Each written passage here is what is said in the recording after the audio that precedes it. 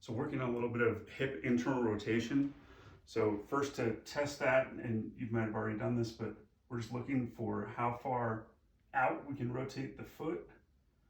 And that tells us what we're looking at as far as hip internal rotation.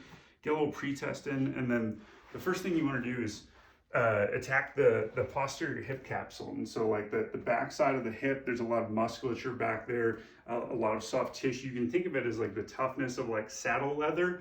So it doesn't adapt real quickly like muscle, but we want to start by getting a pad. I'm kneeling on a pad here, getting my other leg up off the ground.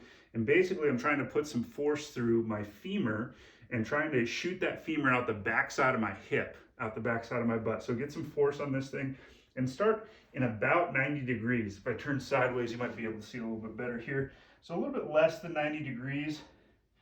And I'm just gonna rock back into it just a little bit. And as I do that, you might feel a little bit of stretch, a little bit of tension in the back of the hip here. You don't want a huge stretch, but just a little bit. And then as we rock back, slowly want to ease into that position a little bit and keep your hips level. So if you're pulled up like that, that's not going to be quite as good as the opposite hip drop down.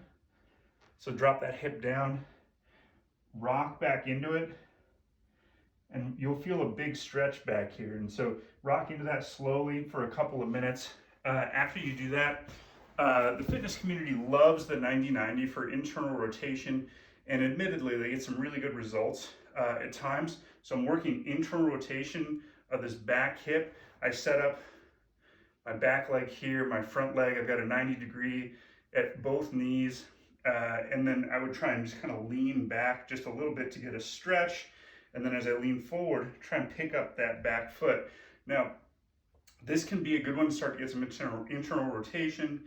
Sometimes this doesn't get us where we need to go. It might just make your TFL cramp out here and doesn't really get us a lot of internal rotation. So a third thing you can do is set up with your foot just about 15 degrees outside of neutral here. Drop the knee to the inside, take the other foot over the top, and then just work in and out of this internally rotated position. This one's pretty good, and I like this because it tends to avoid a bony block in the hip. So if you're probably not going to get a pinch in the inside of the hip, and we can get some good work on internally rotating that hip. But those three exercises should be a good place to start.